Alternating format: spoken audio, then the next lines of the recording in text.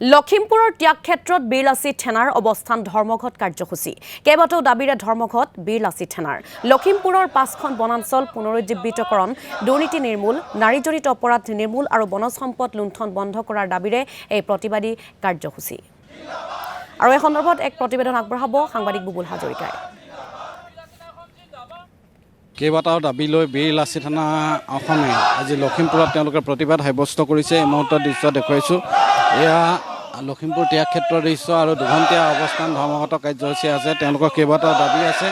বিগত সময়ছোৱাতো দেখিছোঁ যে বীৰ লাচিত থানা অসমে কেইবাটাও গুৰুত্বপূৰ্ণ বিষয়ত তেওঁলোক সৰব হৈছে আৰু তেনেধৰণে তেওঁলোকৰ প্ৰতিবাদ সাব্যস্ত কৰিছে।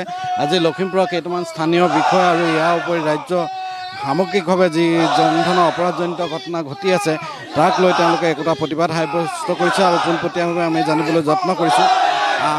আজি দাবীসমূহ কি কি আছে? বীৰ লাচিত থানা এখন লখিমপুৰ জিলা সমিতিয়ে বিশেষকৈ 4টা দাবী উত্থাপন কৰি এই দুঘণ্টীয়া অৱস্থান ধৰ্মঘটৰ কাৰ্যসূচী হাতত লোৱা হৈছে। ইয়াৰ প্ৰথম কথাটো হ'ল অসম চৰকাৰৰ বিভিন্ন কাৰ্যালয়ত সংঘটিত হোৱা দুৰ্নীতিসমূহ চৰকাৰে কোনো ধৰণৰ প্ৰতিৰোধমূলক ব্যৱস্থা নোলোৱাৰ কাৰণে অৱস্থান ধৰ্মঘটৰ দৰে কাৰ্যসূচী আমি হাতত ল'ব লগা হৈছে। কেনেকুৱা হৈছে? যেনে ধৰক উদাহৰণস্বৰূপে মাজুলীত যি জলসম্পদ বিভাগ আৰু PW ডিপাৰ্টমেণ্টত কোটিৰ ঘৰত 100 কোটিৰ ঘৰত দুৰ্নীতি সংঘটিত কৰিছে। এইটো আমি ঘোৰ প্ৰতিবাদ কৰিছোঁ বীৰ লাচিত থানা অসমে। লখিমপুৰৰে এজন ঠিকাদাৰ 2জন ঠিকাদাৰ তাৰ ভিতৰত অন্যতম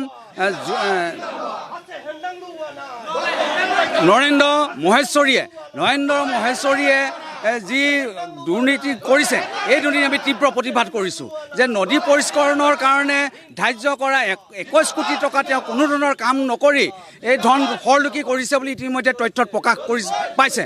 আমি এই কথাটো দুৰ্ঘোৰ প্ৰতিবাদ কৰিছোঁ আৰু দোষীক শাস্তি দিবৰ কাৰণে আহ্বান জনাইছোঁ।